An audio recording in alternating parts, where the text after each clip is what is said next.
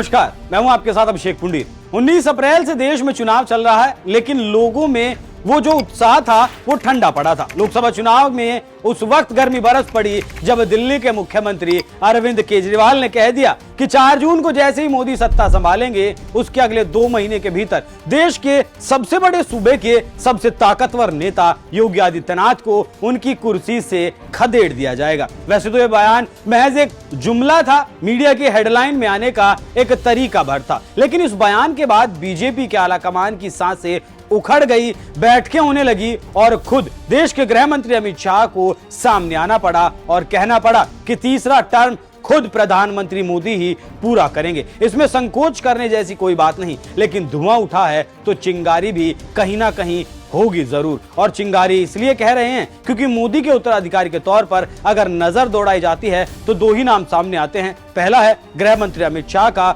और दूसरे हैं योगी आदित्यनाथ। वैसे अभी लाइन में पहले अमित शाह ही हैं, लेकिन आने वाला वक्त योगी का हो सकता है, इनकार इस बात से नहीं किया जा सकता। और खासकर तब तो संदेश और संकोच की लकीर बिल्कुल खत्म हो जाती है जब योगी हुंकार भर लेते हैं कि अब की बार यूपी में 80 पार। तो जो नेता सौगंध खाकर कहता है कि अब की बार 80 पार, क्या उसे रास्ते से हटा देना इतना आसान काम है? नहीं है, बिल्कुल नहीं है। इस कहानी में हम आगे बढ़ें उससे पहले आप सुन लीजिए योगी आदित्यनाथ ने क्या कहा है। बहनों और भाइयों, मैं आपसे कहना चाहूंगा, वह सौगंध याद रखना कि सौगंध राम की खाते हैं, यही खाते थे ना, आज तो पूरा हो गया है।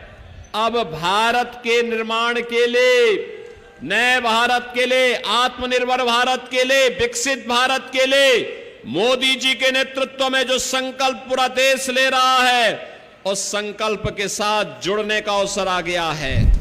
पिछले 6 साल से इन्हीं योगी के सामने विपक्ष पानी भरता नजर आता है। एड़ी चोटी का जोर लगा चुका है, विपक्ष योगी को डिगा नहीं पाया, क्योंकि योगी ने यूपी को ऐसा प्रदेश बनाया जिसकी कल्पना बस सपने में की जा सकती थी। लेकिन सपना देखने के लिए भी चैन से सोने की जरूरत होती थी, और जिन सरकारों में माफिया नेताओं की छाया तले पलते थे वहां चैन की नींद कहां आने वाली थी। योगी ने यूपी को आज सरप्लस राज्य बना दिया है। आज यूपी देश में दूसरे नंबर की अर्थव्यवस्था है। माफिया राज का खात्मा हो चुका है, बहू बेटी सुरक्षित है। बस यही कारण है कि इस वक्त किसी के भी पास योगी को हटाने की, डिगाने का मादा नहीं है, और तब तो बिल्कुल नहीं जब योगी मोदी को 80 कमल की माला पहनाने की तैयारी कर चुके हों। ऐसे ऐसे आवाज आ रही है कि अब की बार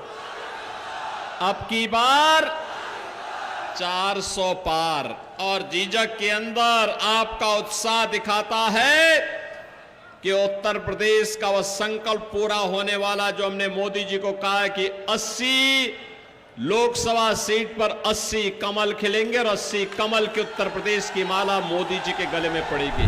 मोदी की झोली में 80 सीटें डालने वाले नेता को भला हटाया जा सकता है क्या? क्या जिस नेता की भारत के हर राज्य में मांग हो, हिंदुस्तान तो छोड़िए विदेशों में जब योगी की मांग हो, तब योगी को हटा पाना मुश्किल नहीं, असंभव नजर आता है। इस बारे में आपकी क्या राय है? कमेंट कर अपना जवाब हमें जरूर दीजिएगा। तो जेल से बेल पर आने वाले मुख्यमंत्री को बोलने से पहले कम से कम रत्ती भर तो सोचने की जरूरत है। जो भ्रष्टाचार हटाने की बात करते थे, आज भ्रष्टाचार के आरोपों में जेल काट कर आए हैं, और चंद रोज की बात है साहब को फिर उसी आशियाने की सैर पर जाना है। तो केजरीवाल के साथ खुश होने वाले विपक्ष को एक सलाह है कि अपनी जो गद्दी है उनकी पहले उसे बचा लें, फिर मुंगेरी लाल के हसीन सपने देखें तो ज्यादा बेहतर रहेगा। बाकी क्या कुछ है इस पूरी खबर पर आपकी राय कमेंट कर हमें जरूर बताएं। नमस्कार।